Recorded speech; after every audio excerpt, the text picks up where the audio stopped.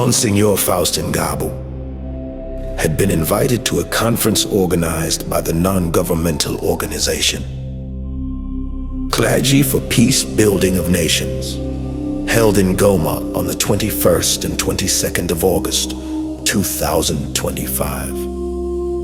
The theme of this conference was the role of the church in strengthening peace in nations.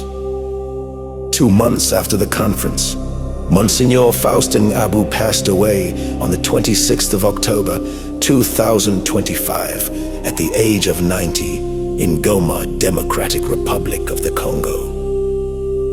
As an organization committed to promoting peace, Clergy for Peace Building of Nations chose to produce a documentary revisiting the strong and prophetic message he delivered during this conference. The goal is to make known to the entire world the injustices and persecutions suffered by the Banyamulenge. We invite you to carefully follow this message of peace and truth. This is the commitment and mission of Clergy for Peace Building of Nations. The basis is a lie.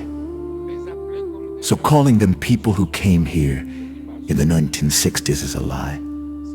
They are the ones killing us. If you want peace, you don't talk to your friends. You talk to your enemies. Archbishop Desmond Tutu, we must learn to live together as brothers or perish together as fools. Reverend Dr. Martin Luther King. Silence in the face of evil is itself evil. God will not hold us guiltless. Not to speak is to speak. Not to act is to act. Dietrich Bonhoeffer. Clergy for Peace. Bishop Faustin Ngabu was one of the Catholic Church's most influential leaders in the Great Lakes region. Widely respected for his lifelong commitment to peace, unity, and reconciliation in a region marked by conflict and identity tensions. While history and politics often divided communities, he chose a different path, building bridges through dialogue, truth, and human dignity.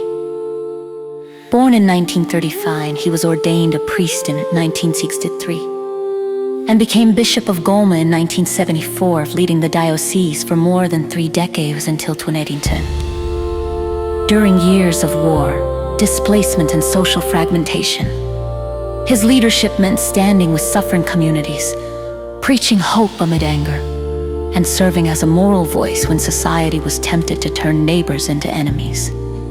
He consistently emphasized that peace is not merely the absence of violence, but the presence of truth, justice, and the courage to live together. At the heart of his ministry was the message of unity expressed in his motto, Ad omnes unum sint, that all may be one. For Bishop Ngabu, unity did not deny suffering. It rejected the idea that suffering should justify hatred or exclusion. He strongly opposed narratives suggesting that some people naturally belong, while others must constantly prove their legitimacy. From 1092 to 2000 as president of Senko, he played a key national role, calling for moral responsibility, respect for citizenship, and resistance to hate-driven politics. He repeatedly warned that in fragile societies, words matter deeply. They can either protect lives or ignite violence. The foundation is a lie. Let's take the Banyamulenge. The Banyamulenge were on the land where they are even before that meeting in Germany, where Africa was divided. They have been there for a long time. People often say they have been there since the 17th century, but in truth they already arrived in the 14th century, where the Banyamulenge are found. Now, the term Banyamulenge, like someone who wants to defend their right, they wanted to attach themselves to the hill called Mulenge. But they are Banyarwanda people who, for a long time, migrated from Rwanda and came to Congo. And around the 14th century, we had not even started dividing Africa yet.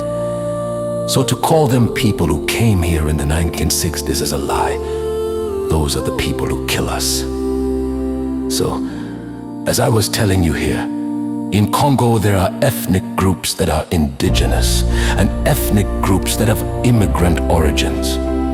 But during the colonial period, they were all Belgian subjects.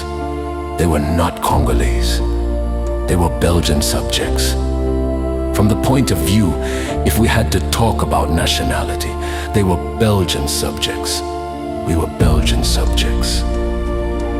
It is on June 30 that our identity as Belgian subjects changed into Congolese identity. So we acquired nationality on June 30, all of us. There is no one who received more than the others.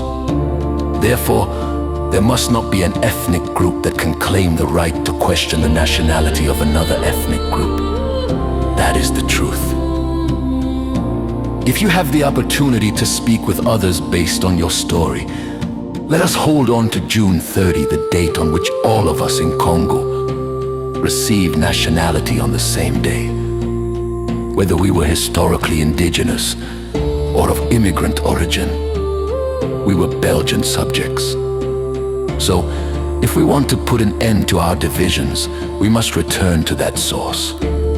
We must ask those who say that such and such a group is not Congolese, what are you basing that on? On what?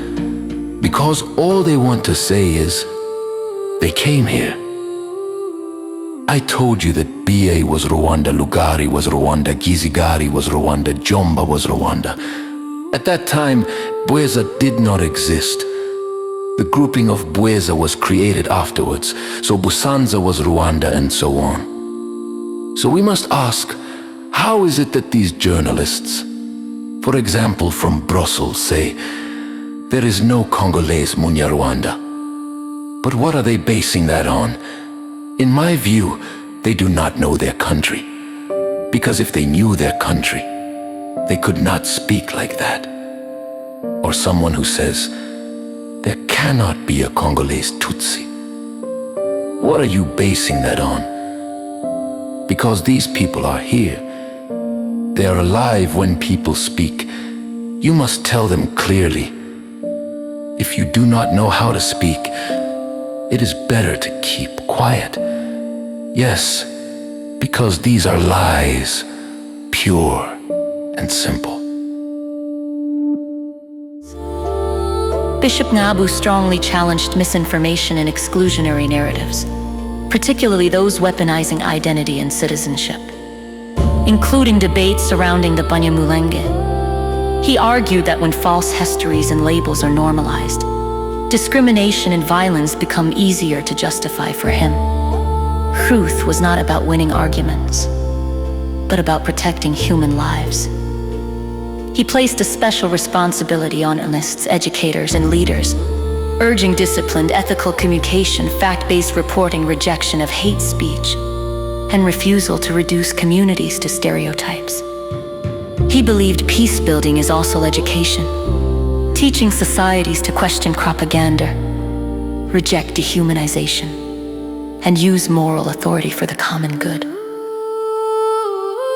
Bishop Faustin Ngabu passed away in Joma on October 26, 2025. At the age of 90, his legacy endures as that of a bridge builder, reminding the Great Lakes region that lasting peace begins with responsible words, grows through just actions, and survives through unity and respect for every person's dignity.